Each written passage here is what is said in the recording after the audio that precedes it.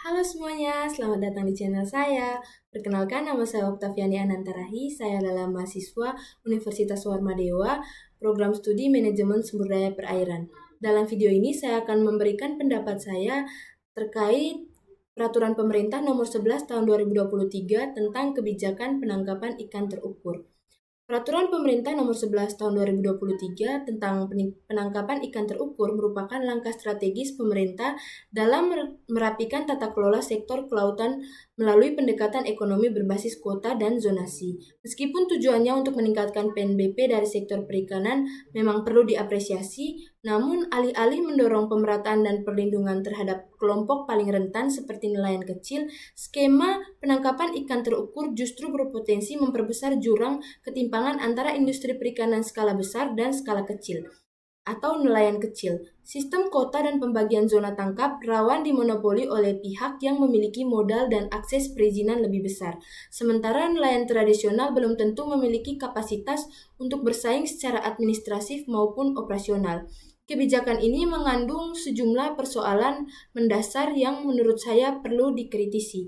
Yang pertama itu ada ketimpangan akses sumber daya.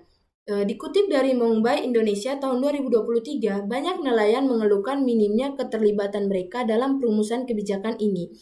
Tanpa afirmasi atau perlindungan khusus, nelayan kecil terancam tersingkir dari luang kelolanya sendiri. Jadi kebijakan penangkapan ikan terukur ini membagi wilayah perikanan menjadi zona-zona dengan sistem kota dan perizinan. Namun, sistem ini cenderung menguntungkan industri besar saja yang memiliki modal dan akses terhadap teknologi. Sebaliknya, nelayan kecil yang biasanya bergantung pada alat tangkap tradisional dan wilayah tangkap dekat pantai akan kesulitan menyesuaikan diri dengan mekanisme baru.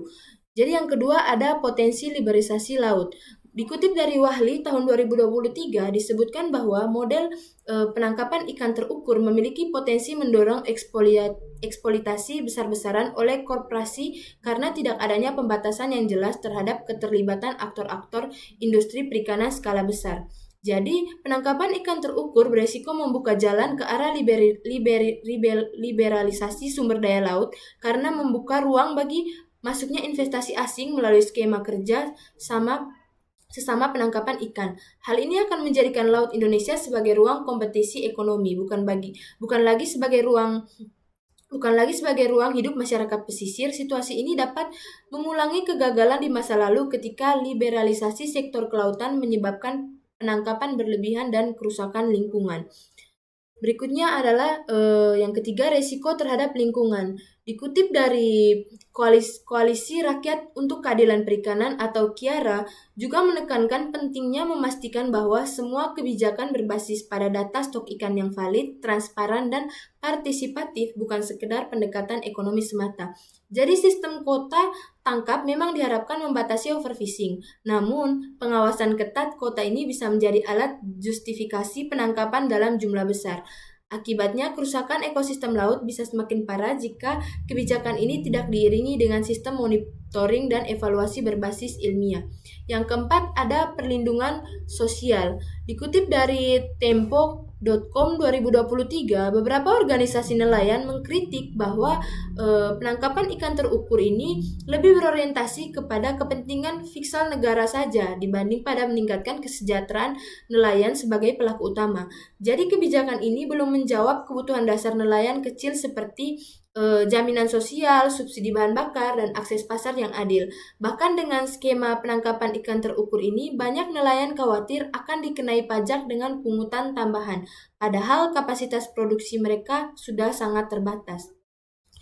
Jadi kesimpulannya adalah pengelolaan perikanan yang baik semestinya tidak hanya berorientasi pada penerimaan negara saja, melainkan juga harus menjamin kelestarian hayati dan keberlangsungan komunitas masyarakat pesisir. Pemerintah harus mengkaji ulang penerapan penangkapan ikan terukur ini secara partisipatif, untuk menjamin perlindungan bagi nelayan kecil. Jadi kebijakan seperti ini menurut saya seharusnya tidak dilahirkan dari ruang-ruang teknokratis saja, melainkan dari proses yang terbuka dan partisipatif, di mana melibatkan suara nelayan, akademisi, dan pegiat-pegiat lingkungan. Tanpa itu, penangkapan ikan terukur ini hanya akan menjadi instrumen administratif yang tidak menjawab persoalan utama yang memang terjadi di lapangan. Sekian pendapat dari saya. Semoga video ini bermanfaat bagi Anda. Terima kasih. Dadah.